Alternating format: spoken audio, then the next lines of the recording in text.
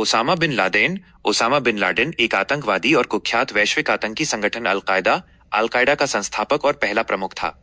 वो 21वीं सदी के सबसे खतरनाक और वांछित अपराधियों में से एक था, जो संयुक्त राज्य अमेरिका और पश्चिमी देशों के खिलाफ कई बड़े आतंकवादी हमलों का मास्टरमाइंड था। मिशन में मारा गया। संगठन अल-कायदा, संस्थापक और पहला जनरल अमीर। नागरिकता सऊदी अरबियन, 1957-1994। इसके बाद राज्य विहीन स्टेटलेस हो गया। मुख्य कारण 11 सितंबर 2001 को संयुक्त राज्य अमेरिका के वर्ल्ड ट्रेड सेंटर और पेंटागन पर हुए 9/11 हमलों का मास्टरमाइंड था। प्रारंभिक जीवन और पृष्ठभूमि। धनी परिवार। उसका जन्म सऊदी अरब के एक बहुत अमीर निर्माण उद्यमी, कंस्ट्रक्शन मैग्नेट मोहम्मद बिन अवद बिन लादेन के घर हुआ था। उसके पिता की कंपनी देश की सबसे बड़ी कंस्ट्रक्शन फर्मों में से एक थी। विरासत 1968 में अपने पिता की मृत्यु के बाद युवावस्था में ही वो एक करोड़पति बन गया और उसे एक बड़ी संपत्ति विरासत में मिली। शिक्षा उसने जेद्दा के किंग अब्दुल अजीज विश्वविद्यालय में सिविल इंजीनियरिंग की पढ़ाई की। कट्टरपंथ की ओर झुकाव। विश्वविद्यालय में पढ़ाई के दौरान वह कट्टरपंथी इस्लामी शिक्षकों और छात्रों के संपर्क में आया और धीरे धीरे उसकी मानसिकता चरमपंथी और धार्मिक कट्टरपंथ की ओर मुड़ गई। आतंकी गतिविधियों की शुरुआत और अल-कायदा की स्थापना। सोवियत अफगान युद्ध 1979। लादेन ने 1979 में अफगानिस्तान पर सोवियत संघ के आक्रमण के खिलाफ लड़ रहे इस्लामी लड़ाकों मुजाहिदीन को वित्तीय और रसद सहायता प्रदान करना शुरू किया। मकतब अल-खिदमत एमिक 1984 में उसने अब्दुल्ला आजम के साथ मिलकर मुजाहिदीन को संगठित करने के लिए मकतब अल-खिदमत की सहस्थापना की। अल-कायदा की स्थापना 1988 में सोवियत सेनाओं की वापसी के बाद लादेन ने वैश्विक जिहाद, होली वॉर के उद्देश्य को जारी रखने के लिए एक नए आतंकवादी नेटवर्क अल-कायदा, जिसका अर्थ है आधार या बेस, की स्थापना की। अमेरिका विरोधी रुख 1990 के दशक में लादेन अमेरिकी विदेश नीति और मध्य पूर्व में अमेरिकी सैन्य उपस्थिति का घोर विरोधी बन गया। उसने 1996 में संयुक्त राज्य अमेरिका के खिलाफ खुले तौर पर युद्ध की घोषणा कर दी। प्रमुख आतंकवादी हमले। अल-कायदा और ओसामा बिन लादेन कई बड़े आतंकवादी हमलों के लिए जिम्मेदार थे। 1998 में अमेरिकी दूतावासों पर बमबारी। केन्या के नैरोबी और तंजानिया के दार एस सलाम में अमेरिकी दूतावासों पर एक साथ हुए हमलों में सैकड़ों लोग मारे गए। 2000 में यूएसएस कोल पर हमला। यमन में अमेरिकी नौसेना के जहाज यूएसएस कोल पर आत्मघाती हमला। 11 सितंबर 2001 के हमले 9/11। ये अल-कायदा का सबसे विनाशकारी हमला था, जिसमें आतंकवादियों ने अपहृत विमानों को न्यूयॉर्क के वर्ल्ड ट्रेड सेंटर और वॉशिंगटन डीसी के पास पेंटागन से टकरा दिया। इन हमलों में लगभग 3000 लोग मारे गए। ओसामा बिन लादेन के आतंकवादी बनने के पीछे कई घटनाएं और विचारधाराएं थीं, जो समय के साथ विकसित हुईं। शिक्षा और विचारधारा। उन्होंने सिविल इंजीनियरिंग की पढ़ाई की। इसी दौरान जेद्दा में किंग अब्दुल अजीज विश्वविद्यालय में वो कट्टरपंथी इस्लामी शिक्षकों जैसे अब्दुल्ला आजम और मोहम्मद कुतुब के संपर्क में आए। इन शिक्षकों और विचारों ने उनके मन में कट्टरपंथी सुन्नी इस्लाम और जिहाद, पवित्र युद्ध की अवधारणाओं को गहरा किया। 2. अफगानिस्तान में सोवियत युद्ध 1979। सोवियत आक्रमण 1979 में सोवियत संघ, सोवियत यूनियन ने अफगानिस्तान पर आक्रमण किया। इस घटना ने उनके जीवन की दिशा बदल दी। जिहाद में भागीदारी। बिन लादेन ने इसे इस्लाम पर हमला माना और सोवियत सेना से लड़ने वाले अफगान लड़ाकों मुजाहिदीन की मदद के लिए अफगानिस्तान चले गए। मकतब अल-खिदमत।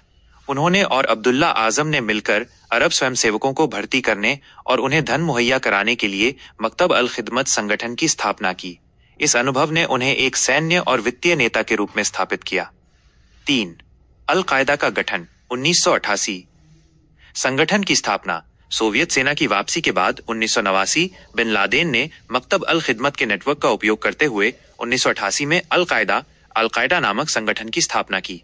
लक्ष्य। अल-कायदा का अर्थ बेस या आधार है। इसका उद्देश्य मुस्लिम क्षेत्रों से अपधर्मी और पश्चिमी प्रभावों को हटाना, खास तौर पर अमेरिका को, और एक कट्टरपंथी इस्लामी शासन शरिया स्थापित करना था। 4. सऊदी अरब से टकराव और अमेरिका विरोधी रुख। खाड़ी युद्ध 1990-91।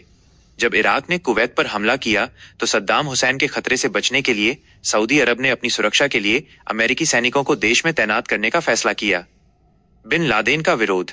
इस्लाम के सबसे पवित्र स्थलों वाले देश सऊदी अरब में अमेरिकी सेना की उपस्थिति से बिन लादेन बहुत नाराज हुए।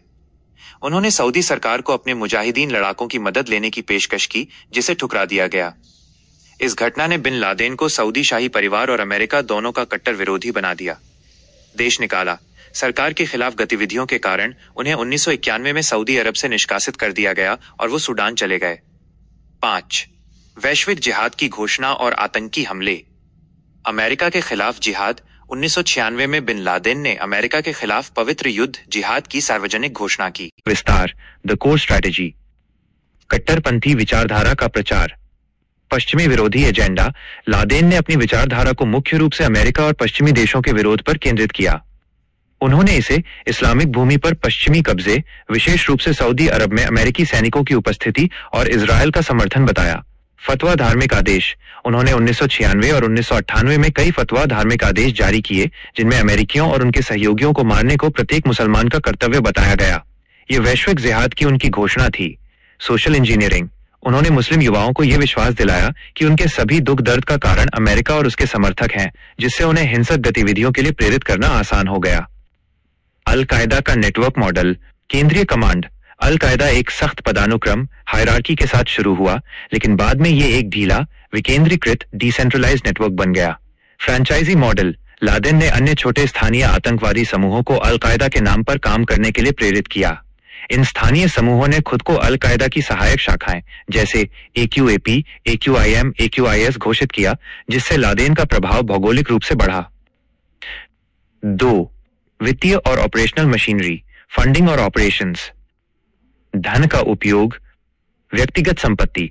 लादेन ने अपने धनी परिवार से मिली विशाल संपत्ति, लगभग $300 मिलियन का उपयोग शुरुआत में हथियार खरीदने, लड़ाकों को प्रशिक्षण देने और बेस कैंप बनाने में किया। गैरकानूनी फंडिंग। उन्होंने दान, चैरिटीज, हवाला, हुंडी प्रणाली, हीरा तस्करी, डायमंड स्मगलिंग और विभिन्न व्यवसायों जैसे निर्माण और कृषि की आड़ में धन जुटाया। ये पैसा सीमा पार आसानी से भेजा जाता था। ट्रेनिंग और भर्ती। Training camp. अफगानिस्तान और सूडान में ट्रेनिंग कैंप स्थापित किए गए, जहां दुनिया भर से आए हजारों मुस्लिम युवाओं को गुरिल्ला युद्ध, गुरिल्ला वॉरफेयर और आतंकवादी हमलों के लिए प्रशिक्षित किया गया। उच्च कौशल ऑपरेशन।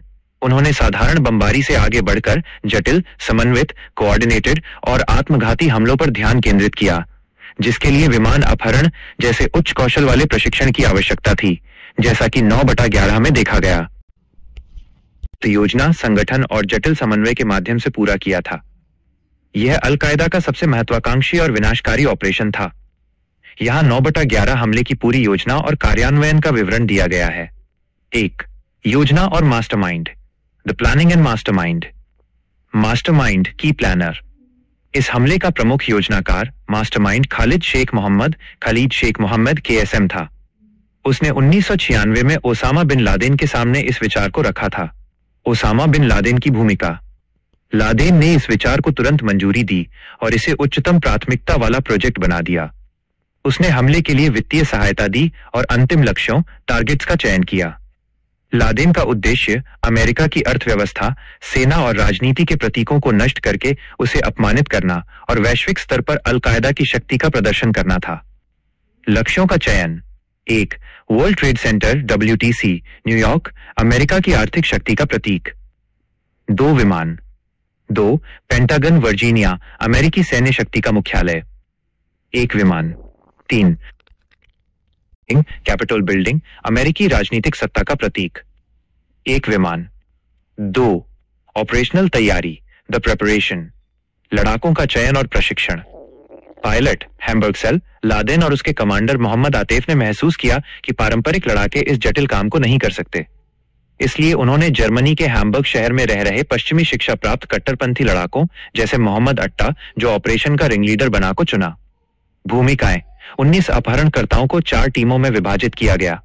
प्रत्येक टीम में एक पायलट जो विमान को उड़ाता और 3 या 4 मसल होते जिनका काम यात्रियों और चालक दल को नियंत्रित करना था। पायलटों की ट्रेनिंग। पायलटों को 200001 में अमेरिका भेज दिया गया। उन्होंने फ्लोरिडा और अन्य राज्यों में कमर्शियल फ्लाइट स्कूल में प्रशिक्षण लिया। उन्होंने विशेष रूप से टेक ऑफ और लैंडिंग के बजाय विमान को चलाना सीखा। वित्त पोषण और समन्वय।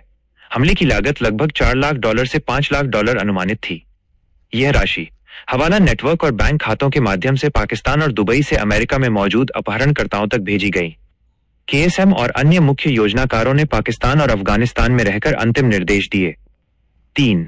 हमले का कार्यान्वयन, द एग्जीक्यूशन, सितंबर 11, 2001। 9/11 की सुबह 19 आतंकवादियों ने ईस्ट कोस्ट से कैलिफोर्निया जा रही 4 कमर्शियल एयरलाइंस का अपहरण कर लिया। लंबी दूरी की इन उड़ानों में ईंधन भरा हुआ था जिसे बम के रूप में इस्तेमाल किया जाना था। विमान का नाम, टकराने का समय EDT, लक्ष्य, परिणाम, अमेरिकन एयरलाइंस फ्लाइट 11 सुबह 8:46 बजे। वर्ल्ड ट्रेड सेंटर का उत्तरी टावर में बड़ा छेद हुआ और आग लग गई। यूनाइटेड एयरलाइंस फ्लाइट 175 सुबह 9:03 बजे। वर्ल्ड ट्रेड सेंटर का दक्षिणी टावर में विस्फोट हुआ। दुनिया को पता चला कि यह एक आतंकी हमला है। अमेरिकन एयरलाइंस फ्लाइट 77 सुबह 9:37 बजे। पेंटागन का एक हिस्सा ढह गया। यूनाइटेड एयरलाइंस फ्लाइट 93 सुबह 10:03 बजे। पेंसिल्वेनिया में एक खेत, माना जाता है कि इसका लक्ष्य व्हाइट हाउस या कैपिटल बिल्डिंग था, लेकिन यात्रियों और चालक दल ने विरोध किया, जिससे ये विमान लक्ष्य से पहले ही पेंसिल्वेनिया के शैंक्सविल के पास दुर्घटनाग्रस्त हो गया। टावरों का ढहना, साउथ टावर 9:59 बजे ढह गया। नॉर्थ टावर 10:28 बजे ढह गया। ओसामा बिन लादेन ने यह ऑपरेशन अत्यंत गोपनीयता, जटिलता और क्रूरता के साथ अंजाम दिया था, जिसके कारण लगभग 3000 लोगों की मौत हुई और वैश्विक सुरक्षा नीतियां पूरी तरह से बदल गई। 11 हमले के बाद अमेरिका को ओसामा बिन लादेन को ढूंढने में कई बड़ी और जटिल चुनौतियों का सामना करना पड़ा। ये दिक्कतें मुख्य रूप से भूगोल, राजनीति और लादेन की संगठनात्मक कुशलता से जुड़ी थीं। यहाँ उन चुनौतियों का विस्तृत विवरण दिया गया है। 1. भौगोलिक और पर्यावरणीय चुनौतियां, geographical and environmental challenges.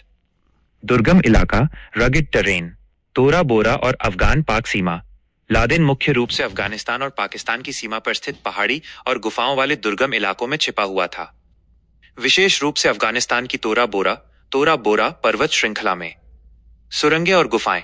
Laden के पास गुफाओं और भूमिगत सुरंगों का एक व्यापक नेटवर्क था जो हवाई हमले या ग्राउंड ऑपरेशन से उसे सुरक्षित रखता था। मौसम और जलवायु। इन क्षेत्रों का कठोर मौसम और विषम जलवायु भी अमेरिकी सेना और खुफिया एजेंसियों के लिए ऑपरेशन को मुश्किल बनाते थे। बुनियादी ढांचे का अभाव। दूर दराज के इलाकों में सड़कें, बिजली और संचार के साधन सीमित थे, जिससे निगरानी उपकरण लगाना और सैनिकों की आवाजाही बहुत कठिन हो जाती थी। 2. राजनीतिक और सहयोगी चुनौतियां, political and partnership challenges. Pakistan की जटिल भूमिका, पाक अफगान सीमा पर छिपाव। लादेन लंबे समय तक पाकिस्तान के अंदर, विशेषकर एबटाबाद जैसे सैन्य छावनी वाले शहर में छिपा रहा। विश्वास की कमी। अमेरिका को हमेशा शक था कि पाकिस्तान की खुफिया एजेंसी इसी इंटर सर्विसेज इंटेलिजेंस के कुछ तत्व या तो लादेन को जानते हुए नजरअंदाज कर रहे हैं या उसकी मदद कर रहे हैं।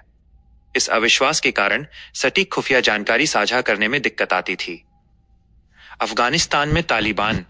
9/11 के समय अफगानिस्तान पर तालिबान का शासन था। तालिबान ने लादेन को पनाह शेल्टर दे रखी थी और उसे सौंपने से मना कर दिया था, जिसके कारण अमेरिका को सीधे अफगानिस्तान पर हमला करना पड़ा। लादेन को तालिबान लड़ाकों का मजबूत समर्थन भी प्राप्त था, जिससे उसकी सुरक्षा और ठिकाने की गोपनीयता बनी रही। 3. खुफिया और तकनीकी चुनौतियां, intelligence and technical challenges. Laden की ऑपरेशनल सुरक्षा। संचार से परहेज। लादेन डिजिटल या इलेक्ट्रॉनिक संचार, फोन, ईमेल, इंटरनेट का उपयोग बिल्कुल नहीं करता था। वो केवल भरोसेमंद दूतों, कुरियर्स के माध्यम से संदेश भेजता था। मानव खुफिया पर निर्भरता, reliance on human intelligence. Electronic संचार न होने के कारण अमेरिका को सिग्नल इंटेलिजेंस SIGINT की बजाय पूरी तरह से मानव खुफिया HUMINT यानी जासूसों और मुखबिरों पर निर्भर रहना पड़ा, जो एक धीमा और जोखिम भरा तरीका था। अत्यधिक गुप्त ठिकाने। लादेन अपने ठिकाने बार बार बदलता था और अंत में एक ऐसे घर में रहा जो बाहर से सामान्य लगता था, लेकिन अंदर से अभेद्य, इम्पेनेट्रेबल सुरक्षा से लैस था, जिससे खुफिया एजेंसियों को उसके ठिकाने का पता लगाने में सालों लग गए। 4. सैन्य और कानूनी चुनौतियां, मिलिट्री एंड लीगल चैलेंजेस। जवाबदेही का मुद्दा। किसी भी ऑपरेशन में नागरिक हताहतों, सिविलियन कैजुअल्टीज की संभावना थी, जिससे अमेरिका की वैश्विक छवि खराब हो सकती थी और अंतर्राष्ट्रीय कानून का उल्लंघन हो सकता था। Mission creep. अफगानिस्तान में लादेन को खोजने का मिशन धीरे धीरे देश की स्थिरता और पुनर्निर्माण के एक बड़े मिशन में बदल गया, जिससे संसाधन बढ़ गए और लादेन पर ध्यान केंद्रित करना मुश्किल हो गया। इन सभी कारकों के कारण अमेरिका को ओसामा बिन लादेन को ढूंढने में लगभग 10 साल 2001 से 2011 का समय लगा, जो इतिहास के सबसे लंबे और सबसे जटिल मैनहंट्स में से 1/11 हमले के बाद अमेरिका ने ओसामा बिन लादेन को ढूंढने और मारने के लिए एक जटिल, वर्षों लंबी खुफिया कार्रवाई और एक अत्यधिक गुप्त सैन्य ऑपरेशन चलाया। इस मिशन को ऑपरेशन नेपच्यून स्पीयर नाम दिया गया था। यहाँ इस पूरे घटनाक्रम का विवरण है। 1. खुफिया जानकारी की खोज, the manhunt and intelligence gathering. Laden को ढूंढना एक लंबी और कठिन प्रक्रिया थी, क्योंकि वो किसी भी इलेक्ट्रॉनिक उपकरण, फोन या इंटरनेट का उपयोग नहीं करता था। कुरियर की पहचान। मुख्य लीड, CIA ने लादेन के नेटवर्क से पकड़े गए आतंकवादियों से पूछताछ की। पूछताछ में एक ऐसे व्यक्ति का नाम बार बार सामने आया जो लादेन का सबसे भरोसेमंद दूत, कुरियर था। इस व्यक्ति का नाम था अबू अहमद अल कुवैती। ट्रैकिंग, CIA ने अल कुवैती को वर्षों तक ट्रैक किया। 2010 में वे उसे पाकिस्तान के अबटाबाद शहर में एक रहस्यमय परिसर कॉम्पाउंड तक ट्रैक करने में सफल रहे। लादेन के ठिकाने की पहचान। एबटाबाद का परिसर, यह परिसर पाकिस्तान के एक सैन्य शहर एबटाबाद में स्थित था, जो पाकिस्तान सैन्य अकादमी, पाकिस्तान मिलिट्री एकेडमी के करीब था। शक के कारण, यह इमारत सामान्य से 8 गुना बड़ी थी, लेकिन इसके मालिक बहुत गरीब नहीं थे। सुरक्षा के लिए 12 से 18 फुट ऊंची दीवारें थीं, जिन पर कंटीले तार लगे थे। अंदर रहने वाले लोग कूड़ा बाहर फेंकने के बजाय जलाते थे। कोई फोन लाइन या इंटरनेट सेवा का उपयोग नहीं किया जाता था। तीसरी मंजिल पर एक अज्ञात शख्स रहता था, जो कभी बाहर नहीं निकलता था, और उसकी बालकनी के सामने एक बड़ी गोपनीयता की दीवार खड़ी थी। इन सभी सबूतों ने अमेरिकी खुफिया अधिकारियों को विश्वास दिलाया कि दुनिया का सबसे वांछित आतंकवादी इस परिसर के अंदर छिपा हुआ है। 2. ऑपरेशन की योजना और तैयारी। ऑपरेशन का नाम, मिशन को ऑपरेशन नेपच्यून स्पीयर नाम दिया गया। रणनीति, अमेरिकी राष्ट्रपति बराक ओबामा ने फैसला किया कि ऑपरेशन को पूरी तरह से गुप्त रखा जाएगा और पाकिस्तान सरकार को इसमें शामिल नहीं किया जाएगा, क्योंकि उन्हें डर था कि जानकारी लीक हो सकती है। योजना 2 विकल्पों पर आधारित थी, या तो परिसर पर हवाई हमला, जिससे लादेन की मौत की पुष्टि मुश्किल होती, या एक लक्षित special ops red, targeted special ops red. Obama ने बाद वाला चुना। ट्रेनिंग, अमेरिकी नेवी सील्स की एलीट टीम सील टीम 6 को चुना गया। इस टीम ने अमेरिका में एक गुप्त स्थान पर एबटाबाद परिसर के हूबहू एक मॉडल पर कई बार अभ्यास किया। 3. ऑपरेशन का कार्यान्वयन 2 मई 2011। घुसपैठ, दिनांक 2 मई 2011 पाकिस्तान समय के अनुसार आधी रात के बाद। टीम लगभग 25 SEAL commando stealth Black Hawk helicopters में सवार होकर अफगानिस्तान के जलालाबाद से बिना किसी की जानकारी के पाकिस्तान में घुस गए। हेलीकॉप्टर क्रैश, जब कमांडो परिसर पर उतर रहे थे तो एक हेलीकॉप्टर तकनीकी खराबी या परिसर की ऊंची दीवार से टकराने के कारण क्रैश हो गया। हालांकि कोई भी कमांडो गंभीर रूप से घायल नहीं हुआ और मिशन जारी रखा गया। लादेन को मारना, सील कमांडो परिसर के अंदर तेजी से घुसे और पहली 2 मंजिलों पर लादेन के दूतों और उनके परिवार के सदस्यों से लड़ाई की। कमांडो अंततः तीसरी मंजिल पर पहुंचे, जहां लादेन छिपा हुआ था। जब एक कमांडो कमरे में घुसा तो उसने लादेन को देखा। ओसामा बिन लादेन को उसके सिर और छाती में गोली मारी गई, जिससे उसकी मौके पर ही मौत हो गई। ऑपरेशन का अंतः, यह पूरा ऑपरेशन लगभग 40 मिनट तक चला।